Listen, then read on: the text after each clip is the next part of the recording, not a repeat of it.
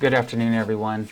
I'm continuing our discussions with changes on the forms, and this afternoon I'm going to be showing you guys the new real estate brokerage compensation agreement. This is the form is similar to what we had prior to, which was an escrow's instructions that clarified the commissions that would be paid by the listing brokerage and the buying brokerage as well. So, so first off, before you place an offer, you have a couple of options. One is you can get the listing company and the seller to offer a compensation in writing. Again, I want to emphasize in writing for your protection. If someone says something over the phone, but it's not placed in writing, it doesn't matter if they offer you 20%, you're going to get nothing. So, as you can see here, I have a section highlighted. Compensation from the seller's brokerage. This agreement between the seller's brokerage and the buyer's brokerage authorizes the escrow closing office to disperse the payment of compensation directly to the buyer's brokerage as follows: either a dollar amount or a percentage of the gross acquisition price of the property.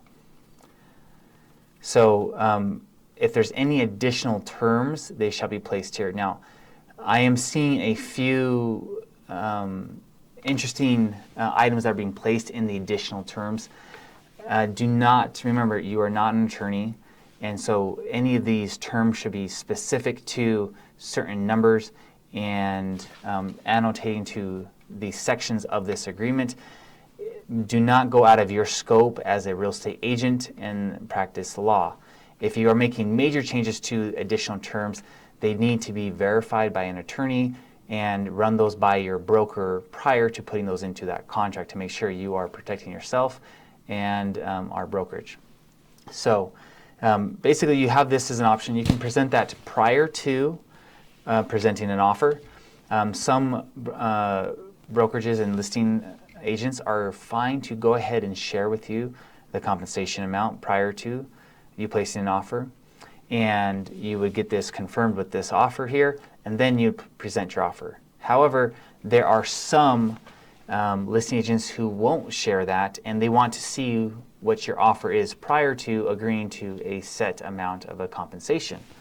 So if you cannot get them to sign this form prior to presenting an offer, then that's going to take you to the real estate purchase contract, and this is section 4.3 EI. So now if you fill out on this form, what you're looking at is setting up the percentage right here, and you need to check whether either a percentage or check for a dollar amount. I'm going to reiterate that you need to check these boxes, otherwise it is not as part of the contract. So, but a key portion here is this payment shall be made in addition to any other compensation agreed to by the seller's brokerage to buyer's brokerage. If applicable, buyer agrees that the seller's compensation contribution combined with any other payment from the seller's brokerage, if applicable to the buyer's brokerage, shall not exceed the amount agreed to between the buyer and the buyer's brokerage in their written buyer-broker agreement. So the agreement that you've already put into place with your buyer as a buyer-broker agreement, you cannot exceed that percentage, whether it's 2%, 2.5, or 3%. You cannot get extra compensation above what your agreement states. So let's just say if you negotiated 4% here, if your agreement says 2.5%, you're not going to get that extra 1.5% added on. So, and changing your buyer broker agreement would have to be justified as to why there's an increase with that. So that being said, you can place the offer for compensation to be paid for by the sellers directly into the REPC now, but know that this is in addition to. So this payment is made in addition to this section right here.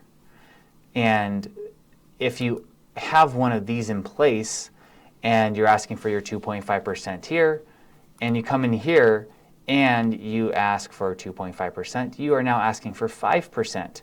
And so that may get your offer rejected or may cause some confusion and potential litigation from the parties if you are expecting that amount. So be very clear and concise with the discussions on compensation, and then follow up with the manner of how you plan to put that compensation model in writing. So give the agent a call on the other side as a listing agent and say, hey, would you guys prefer to have the real estate brokerage compensation agreement put in place prior, or would you rather have it done through the REPC as shown here?